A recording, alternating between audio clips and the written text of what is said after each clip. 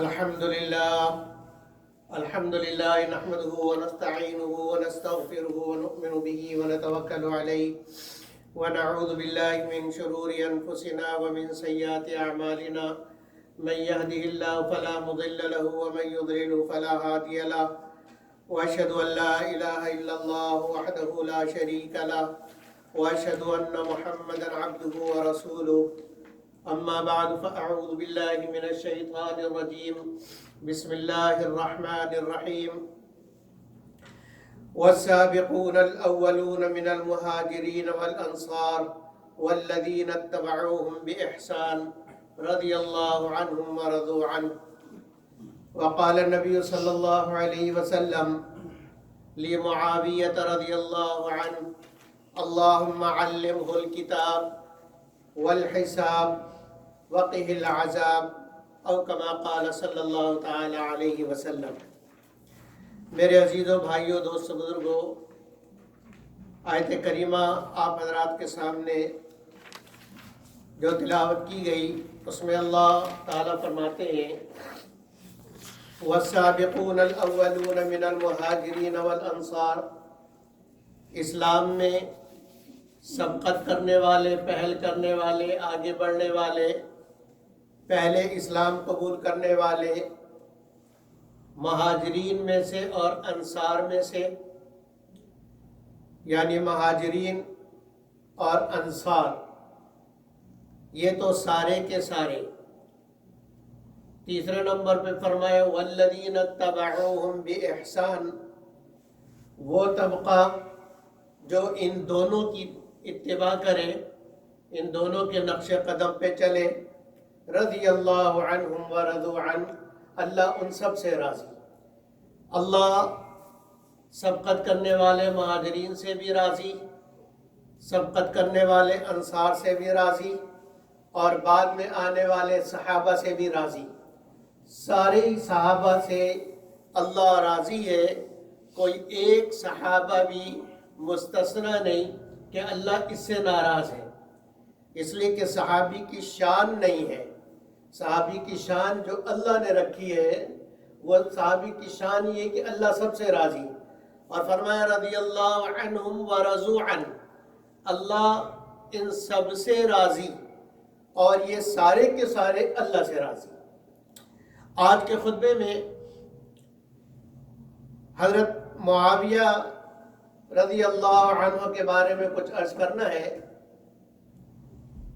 سارے صحابہ الصحابۃ کلہم عدول، سارے کے سارے صحابہ سچے، سارے کے سارے صحابہ عادل، سارے کے سارے صحابہ نیک، سارے کے سارے صحابہ جنتی۔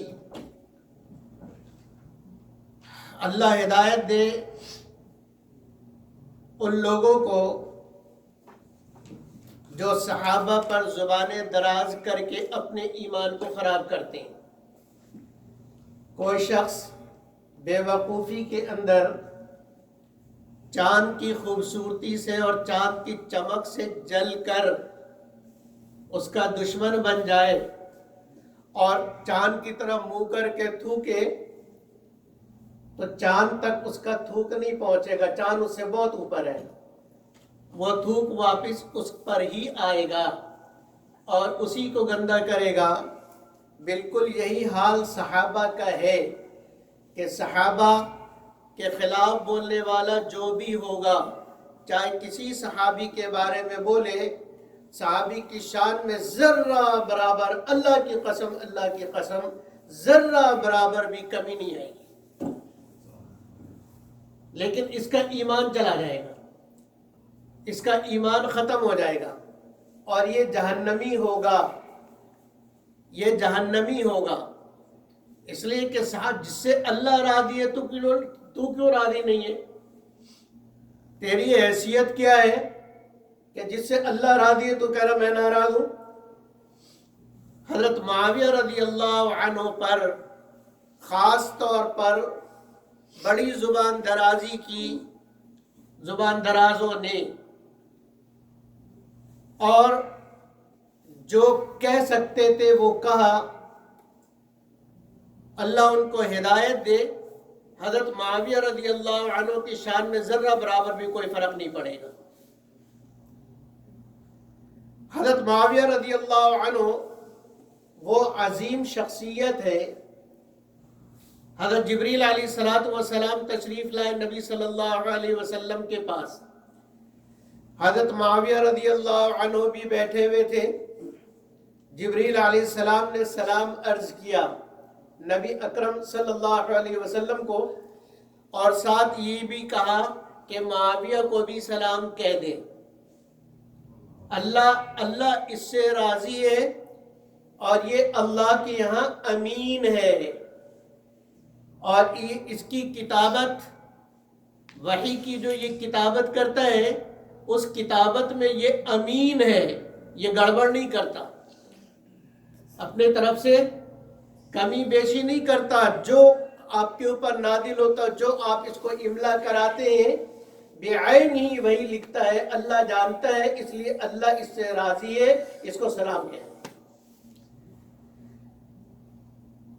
نبی اکرم صلی اللہ علیہ وسلم نے ایک مرتبہ دعا فرمائی، اللہم علمہ الکتاب والحکمہ. اے اللہ، معاویہ کو کتاب اللہ کا علم عطا فرما اور حساب کا علم عطا فرما. حکمہ نے حساب کا علم عطا فرما.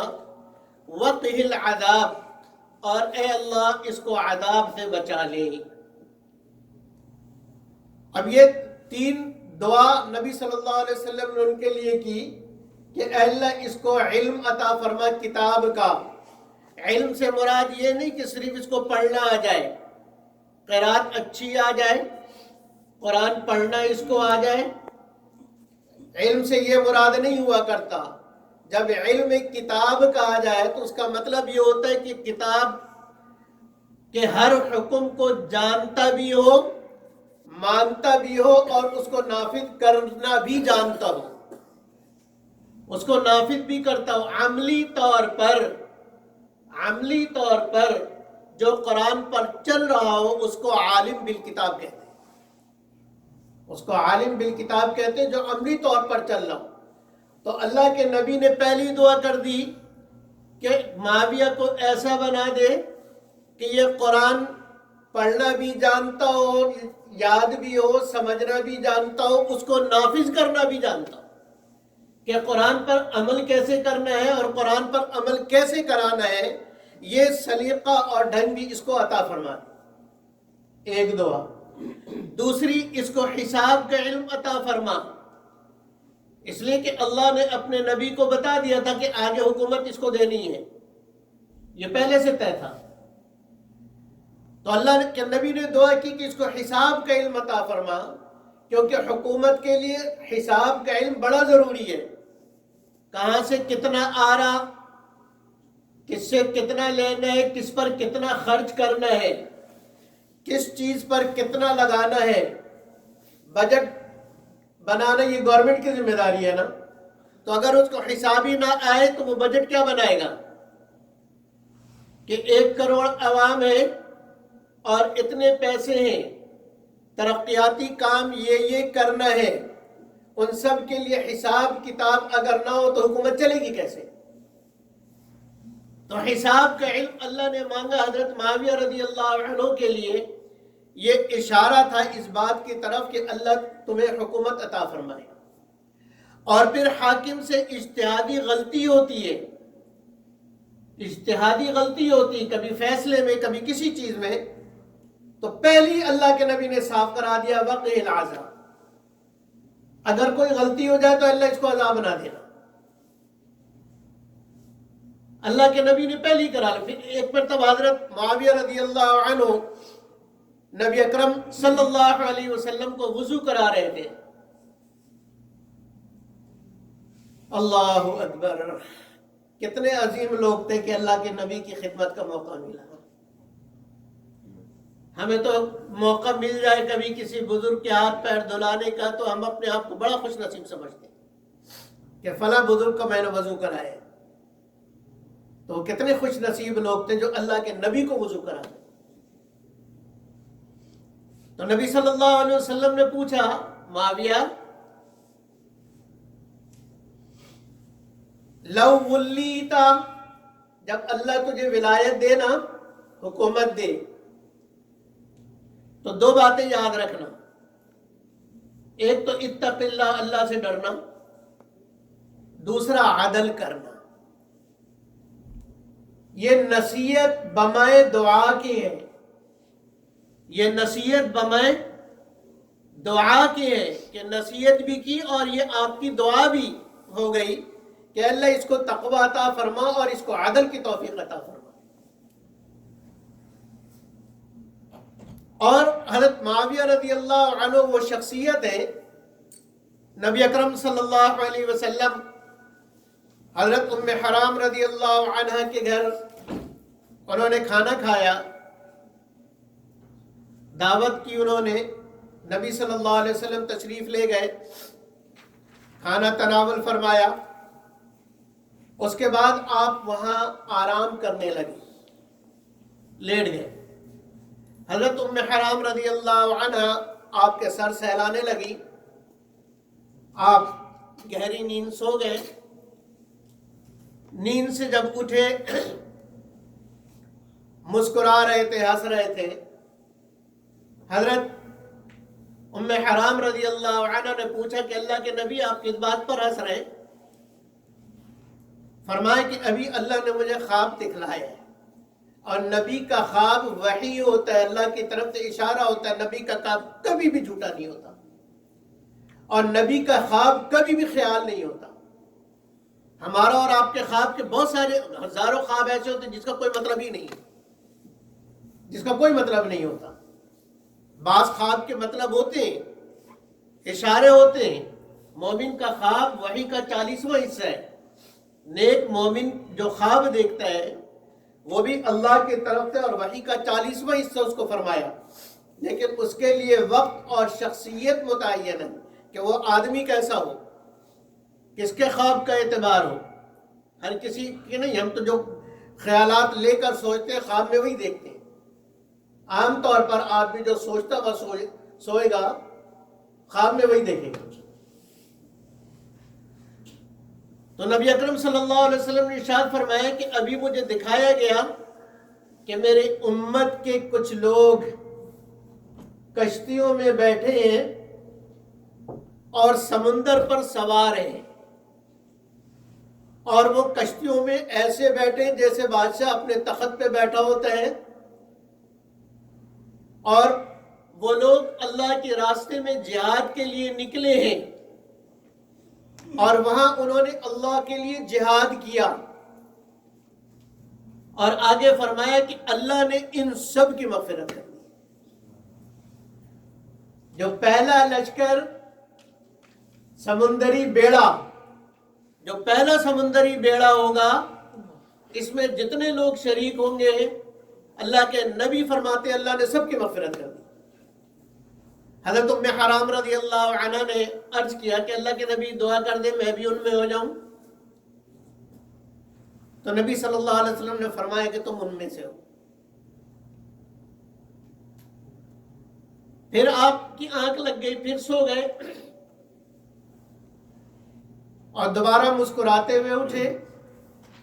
ام حرام رضی اللہ عنہ نے پوچھا کہ کیوں مسکرا رہے؟ کہا مجھے پھر دکھلایا گیا ہے کہ دوسری مرتبہ بھی کچھ لوگ کشتیوں میں سوار جہاد کر رہے ہیں۔ حضرت ام حرام رضی اللہ عنہ نے عرض کیا کہ اللہ کے نبی دعا فرما دے میں ان میں سے ہو جاؤں، تو آپ صلی اللہ علیہ وسلم نے فرمایا کہ نہیں، تم پہلے والے میں ہو، پہلا لشکر جو ہوگا تم ان میں سے ہو۔ چنانچہ حضرت عمر رضی اللہ عنہ کے زمانے میں بحری بیڑا تیار ہوا قبرص کی طرف، اس بحری بیڑے نے قبرص کو فتح کیا۔ اس لشکر کے اندر حضرت معاویہ رضی اللہ عنہ، حضرت ابو دردہ رضی اللہ عنہ اور بہت سارے دوسرے صحابہ موجود تھے، یہ تاریخ کی کتابوں میں لکھا ہے۔ بہت سارے صحابہ اس کے اندر موجود تھے، قبرص کو فتح کیا، اور اس لشکر کا امیر حضرت معاویہ رضی اللہ عنہ کے بھائی یزید بن ابو سفیان تھے۔ لوگوں کو بڑی غلط فہمی ہے کہ یہ اس لشکر کے جو امیر یزید ہیں یہ معاویہ رضی اللہ عنہ کے بیٹے یزید نہیں ہیں، جس کے دور میں کربلا کا واقعہ ہوا یہ وہ یزید نہیں ہے، یہ حضرت معاویہ رضی اللہ عنہ کا بڑا بھائی ہے، وہ تو ان کے بیٹے تھے نا، وہ اس لشکر کے امیر تھے۔ اور اس زمانے میں ہوتا تھا چچا کا نام بیٹے کا نام پہ رکھ دیتے تھے، باپ کا نام، دادا کا نام بھی وہی ہے، بیٹے کا نام بھی وہی ہے، دادا پوتے دونوں کا نام ایک ہی ہے، اسی طرح چچا بھتیجے کا نام ایک ہی ہے، ایسا ہوتا تھا اس وقت۔ تو حضرت معاویہ رضی اللہ عنہ ایک جماعت کے امیر تھے، تو اب یا تو اس حدیث کو نہ مانو، اللہ کے نبی کی دعا کو نہ مانو، یا ابو معاویہ کو جنتی کہو رضی اللہ عنہ۔ حضرت علی رضی اللہ عنہ، حضرت معاویہ رضی اللہ عنہ کو حکومت کا بڑا وسیع تجربہ، حضرت عمر رضی اللہ عنہ کی عادت شریفہ یہ تھی کہ کسی علاقے کا گورنر کسی کو بناتے اور کچھ دنوں کے بعد، کچھ مہینوں کے بعد یا کچھ سالوں کے بعد اس کو تبدیل کر دیتے، ایک گورنر کو مستقل رہنے نہیں دیتے تھے، تبدیل کرتے رہتے تھے۔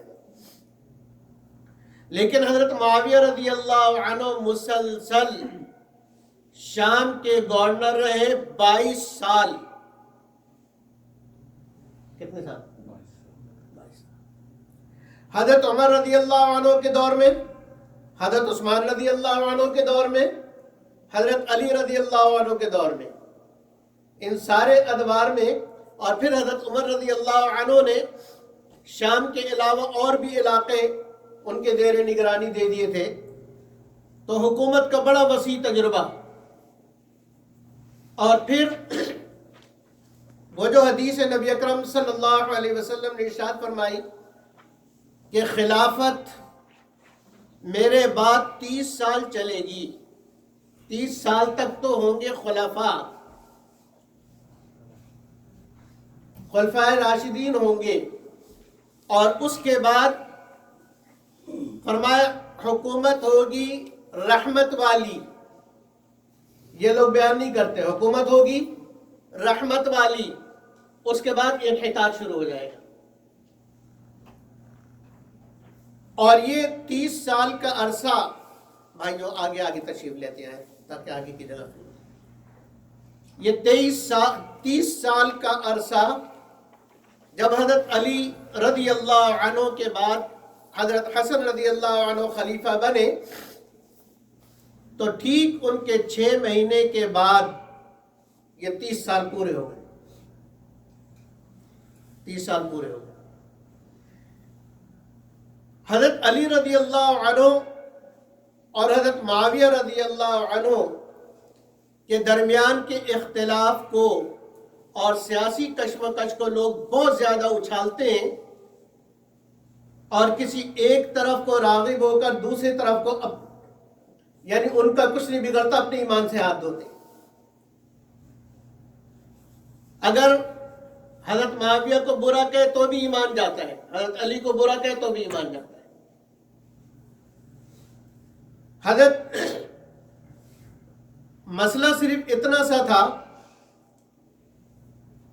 حضرت علی رضی اللہ عنہ کی خلافت حق تھی، خلافت راشدہ میں سے خلافت برحق تھی۔ حضرت معاویہ رضی اللہ عنہ اور حضرت علی رضی اللہ عنہ کے درمیان جو اختلاف تھا وہ اختلاف اجتہادی تھا۔ وہ اختلاف کیا تھا؟ بولو نا بھائی، اجتہادی تھا۔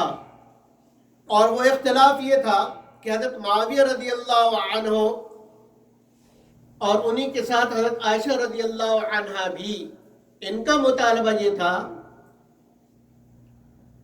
کہ پہلے حضرت عثمان کے قاتلوں کو گرفتار کرو۔ حضرت عثمان رضی اللہ عنہ خلیفہ راشد ہیں، ذی النورین ہیں، نبی صلی اللہ علیہ وسلم کے داماد ہیں اور پکے جنتی ہیں، کیونکہ زبان نبوت نے جنتی ہونے کی گارنٹی دی، تو پکے جنتی، ان کو اس ظالمانہ انداز میں، اس مظلومانہ انداز میں شہید کر دیا جائے اور قاتل مدینے میں اسی طرح دندناتے پھرے، اس لیے پہلے ان کو پکڑو اور شریعت کے مطابق ان کو سزا دو، ان سے قصاص لو۔ حضرت علی رضی اللہ عنہ کا موقف یہ تھا، انہوں نے حضرت معاویہ رضی اللہ عنہ کو خط لکھا کہ چاہتا میں بھی یہی ہوں، لیکن ابھی میری حکومت مستحکم نہیں ہوئی ہے، ابھی باغیوں کا زور ہے، تھوڑا سا رک جاؤ، میں بھی یہی کروں گا، وقت آنے دو۔ اور پھر اس میں معاملہ بڑھتا گیا اور جنگ صفین ہوئی، لیکن حضرت معاویہ رضی اللہ عنہ مجتہد تھے، حضرت عائشہ رضی اللہ عنہ مجتہدہ تھی، انہوں نے اجتہاد کیا کہ پہلے قصاص لینا چاہیے، اور مجتہد کے بارے میں اللہ کے نبی کی واضح روایت ہے، صحیح روایت ہے، صحیح سند کے ساتھ ہم تک پہنچی ہے، جس میں نبی صلی اللہ علیہ وسلم نے فرمایا المجتہد یخطی و یصیب، المجتہد یخطی و یصیب، مجتہد جب اجتہاد کرے گا تو اس سے اجتہاد میں کبھی غلطی ہوگی، کبھی اس کا اجتہاد ٹھیک ہوگا۔ ان اصاب فلہ اجران، اگر اس کا اجتہاد ٹھیک ہے تو اس کو ڈبل اجر ملیں گے، 2 اجر ملیں گے۔ وَإِنْ أَخْطَأَ فَلَهُ أَجْرٌ، اور اگر اس کے اجتہاد میں غلطی ہو گئی تو 1 اجر ملے گا۔ تو اجر سے تو نہ مختی خالی ہے نہ مصیب خالی ہے، مصیب کو بھی اجر مل رہا اور مختی کو بھی، خطا کرنے والے کو بھی اجر مل رہا۔ تو حضرت معاویہ رضی اللہ عنہ دونوں اعتبار سے، اگر ان کا اجتہاد ٹھیک ہے تو بھی ان کو اجر، اگر اجتہاد غلط تو بھی اجر۔ وہ تو اجر لے کر جنت میں گئے، ان کے خلاف زبان درازی کرنے والے اپنی زبانیں گندی کر کے جہنم میں۔ ان دونوں کا آپس میں بڑا پیار، اس لیے کہ یہ حضرات ہر چیز کو اپنی حد میں رکھتے تھے، اختلاف جہاں تک ہے وہیں تک ہے، اسی چیز میں۔ حضرت علی رضی اللہ عنہ کے سامنے کسی نے کہا جی آپ کیا کہتے ہیں حضرت معاویہ کے بارے میں؟ حضرت علی رضی اللہ عنہ نے 2 ٹوک الفاظ میں کہا، اور میں یہ سنیوں کی کتاب سے نہیں، شیعہ کی کتاب سے آپ کو بتا رہا ہوں۔ نہج البلاغہ میں شیعہ مصنف لکھتا ہے کہ حضرت علی رضی اللہ عنہ نے خطبہ دیا اور کہا لوگوں کو کان کھول کے سن لو کہ میرا معاویہ کا دین ایک ہی ہے، میرا اور معاویہ کا رب ایک ہی ہے، میرا اور معاویہ کا نبی ایک ہی ہے، میرا اور معاویہ کا دین ایک ہی ہے، نہ دین میں اور تقوی میں وہ ہم سے آگے ہیں نہ ہم ان سے آگے، دونوں میں ہم برابر ہیں، لیکن جو ہمارا اختلاف ہے وہ اختلاف یہیں تک ہے، صرف اس مسئلے میں ہے، وہ ہمارے بھائی۔ یہی وجہ ہے کہ حضرت معاویہ رضی اللہ عنہ تو تھے شام میں، حضرت علی رضی اللہ عنہ تھے کوفہ میں، ادھر کافروں کو موقع مل گیا، یہودیوں کو۔ قیصر روم کے بادشاہ، اس نے یہ سوچا کہ تیاری کرو، اپنے لوگوں کو الرٹ کیا، اپنے فوجیوں کو، اس بات پر کہ ان کا مرکز مدینہ ہے، اور مدینہ خالی ہے، وہاں باغی ہیں، مرکز خالی ہے، ہم حملہ کر کے مرکز پر قبضہ کرتے ہیں اور مرکز ہمارے ہاتھ میں آ گیا تو سارے مسلمان ہمارے ہاتھ میں، ہمارے غلام ہوں گے۔ اب بھی یہودیوں کی یہی سازش ہے کہ مرکز پہ قبضہ کرو، مدینے پہ قبضہ کرو، مدینہ ہمارے ہاتھ آ گیا تو سب آ گیا۔ اللہ مدینے کو محفوظ رکھے۔ جب یہ اطلاع حضرت معاویہ رضی اللہ عنہ کو ملی، انہوں نے بادشاہ کو خط لکھا اور اتنا سخت خط لکھا کہ آپ تصور نہیں کر سکتے۔ کہتا یا کلاب اور روم کے کتے، کلاب کتے کو کہتے ہیں، اور رومی کتے، یا لعین اور رومی کمینے، تم کیا سمجھتے ہو کہ ہمارے اختلاف سے تم فائدہ اٹھا لو گے؟ اگر تم نے مدینے کی طرف بڑھنے کی جرات کی، اگر تم نے مدینے کی طرف قدم بڑھایا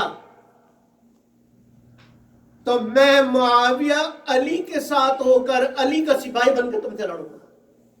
یہ تو ہمارا آپس کا اختلاف ہے، میں علی کے ساتھ ہو کر علی کا سپاہی بن کر علی کے ماتحت ہو کر لڑوں گا۔ اور دوسری طرف کوفے سے بھی حضرت علی رضی اللہ عنہ کا خط بعین ہی نہیں الفاظ کے ساتھ، کتنی مماثلت تھی دونوں کی، کتنی مماثلت۔ حضرت علی رضی اللہ عنہ نے بھی بالکل یہی لکھا، یا کلاب الروم، اے رومی کتے، اگر تو نے مدینے کی طرف بڑھنے کی جرات کی، جہاں تک آ گئے ہو وہاں سے واپس جاؤ، اور اگر وہاں سے واپس نہیں جاتے مدینے کی طرف بڑھتے ہو تو تمہیں کیا لگتا ہے میں علی معاویہ کے ساتھ ہو کر اس کی قیادت میں تم سے لڑوں گا اور تم سے تمہارا ملک چھین لوں گا، اور زمین کی وسعت کے باوجود زمین تم پر تنگ کر دوں گا۔ تو میرے عزیز بھائیوں اور دوستوں، صحابہ تو سب ایک دوسرے سے راضی، سب ایک دوسرے سے شعر و شکر۔ حضرت علی رضی اللہ عنہ کے الفاظ سنے، حضرت معاویہ رضی اللہ عنہ کی تعریفیں کر رہے، اور کسی نے بالکل غلط جھوٹ تہمت باندھی ہے حضرت معاویہ رضی اللہ عنہ پر کہ وہ ممبر سے حضرت علی رضی اللہ عنہ پہ لعن طعن کرایا کرتے تھے۔ یہ بالکل غلط ہے، جھوٹ ہے، دجل ہے، فریب ہے۔ حضرت معاویہ رضی اللہ عنہ کی محبت تو اتنی زیادہ کہ اپنی مجلس میں ایک تابعی سے کہا کہ حضرت علی رضی اللہ عنہ کی صفات بیان کرو، ان کی تعریفیں بیان کرو۔ پہلے تو اس نے بیان نہیں کیا، پھر کہا کہ جی اچھا سنیے، اور جو حضرت علی رضی اللہ عنہ کی تعریفیں کی، حضرت معاویہ رضی اللہ عنہ رونے لگے اور فرمایا رحم اللہ ابا الحسن واللہ ہوا کذالک، اللہ ابو الحسن پہ رحم کرے، اللہ کی قسم وہ ویسے ہی تھے جیسے تم کہہ رہے۔ اور حضرت علی رضی اللہ عنہ بھی یہی فرما رہے۔ اس لیے میرے محترم بھائیوں اور دوستوں، حضرت عبداللہ ابن مبارک رضی اللہ عنہ کی بات کر کے ختم کرتا ہوں، دیر ہو گئی۔ حضرت عبداللہ ابن مبارک رضی اللہ عنہ سے، یہ بہت بڑے تابعی، امام بخاری رحمۃ اللہ علیہ کے استاد ہیں اور امام ابو حنیفہ رحمۃ اللہ علیہ کے شاگرد ہیں، حضرت عبداللہ ابن مبارک رضی اللہ رحمۃ اللہ علیہ۔ ان سے کسی نے پوچھا کہ حضرت یہ بتائیے، حضرت عمر بن عبد العزیز رحمۃ اللہ علیہ، جن کو حضرت خلیفہ ثانی عمر کہا جاتا ہے، وہ افضل ہیں یا حضرت معاویہ رضی اللہ عنہ افضل ہیں؟ اس کے ذہن میں یہی تھا کہ یہ جو اختلافات ہیں اس کے وجہ سے۔ تو حضرت عبداللہ ابن مبارک رضی اللہ عنہ کا قول فیصل کتابوں کے اندر موجود ہے. فرمایا کہ تم یہ کیا بات کرتے ہو کہ حضرت عمر بن عبدالعزیز افضل ہے یا معاویہ رضی اللہ عنہ افضل ہے؟ فرمایا اللہ کی قسم، حضرت معاویہ جس گھوڑے پر سوار ہو کر نبی اکرم صلی اللہ علیہ وسلم کے ساتھ اللہ کے راستے میں جہاد کرتے تھے اور غزوے میں شریک ہوئے ہیں، اس گھوڑے کے پیر سموں سے جو دھول اڑی ہے اور وہ دھول جو ان کے گھوڑے کے نتنوں میں جا کے مٹی بنی ہے اور جو گندگی بنی ہے، عمر بن عبدالعزیز اس کا بھی مقابلہ نہیں کر سکتے. صحابہ بہت بڑے ہیں میرے عزیز بھائیوں اور دوستوں. صحابہ کے خلاف نہ سنو نہ بولو، اپنے ایمان کو خود محفوظ رکھو. اللہ مجھے اور آپ کو عمل کی توفیق عطا فرمائے. وآخر دعوانا ان الحمد للہ رب العالمین.